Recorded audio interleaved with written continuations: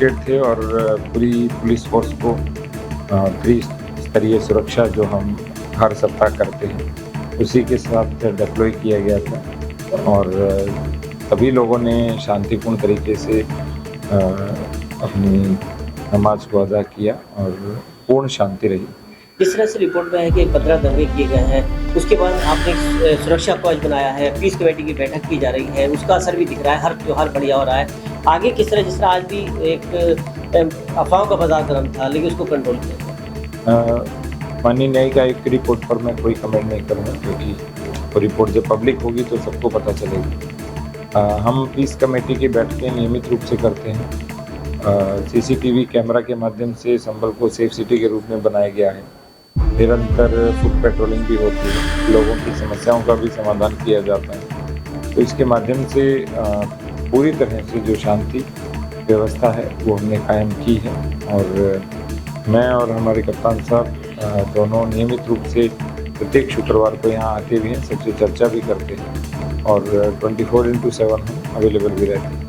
Sir, जो 24 नवंबर एक हिंसा हुई, एक इत्तेफाक था, लेकिन उसके बाद लगातार सनातनी के लिए जिस तरह से वहाँ पर तलाश किया था, कार्तिकेय महादेव मंदिर निकला, लगातार ईंट फूट की बात की जा रही है। संबल धरोहर जिंदा हो रहा है सर, उसकी पहल आप कर रहे हैं लगातार, क्योंकि ये अभी आए थे, उन्होंने एक बड़ा पैकेज दिया है। किस तरह से धरातल पर काम होगा और किस तरह से आज किस तरह से किया जाएगा? देखिए, संभल तीर्थ नगरी के रूप में विकसित होगा तो उसको सबको लाभ होगा। आज अयोध्या, काशी और मथुरा को हम देखते हैं कि वहाँ की अर्थव्यवस्था ने बहुत बूम किया है। भविष्य में संभल की अर्थव्यवस्था भी बूम करेगी तो संभल में सभी वर्गों को लाभ होगा। देखा जाए जिस तरह से सर चौकिया निर्माण पाटन किया जा रहा है, लगातार आप वहाँ पर एसपी विष्णु के साथ उसकी नींव रखे जा रहे हैं। देखिए, अपराधी की बात करें तो यहाँ से लेकर दुबई तक कनेक्शन है, पाकिस्तान है, आतंकवादी संगठन पर जिस तरह से बात की जा रही है, किस तरह से सर एक आप उस पर कंट्रोल के लिए क्या कर रहे हैं? और एक आपने यहाँ पर सत्यव्रत चौकी पर भी एक कंट्रोल रूम बनाया है। सत्यव्रत चौकी पर हमने ICCC बनाया है जिसके माध्यम से हम लगातार निगरानी किए हुए हैं और पूरी जो जनपद संभल की बॉर्डर है वहाँ पर भी हमने बैरियर चौकियाँ बनाई हैं।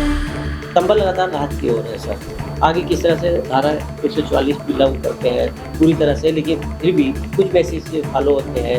अब आगे भी जिस तरह अभी लखनऊ में सर पुतला फूका गया, अब संभल में भी किस तरह से किया जाएगा, जैसे सांसद के ऊपर आरोप लग रहा है सर? देखिए, धारा 163 यहाँ लगी हुई है और किसी प्रकार की कोई अशांति फैलाने का प्रयास करेगा तो उसको कठोरता से निपटा जाएगा।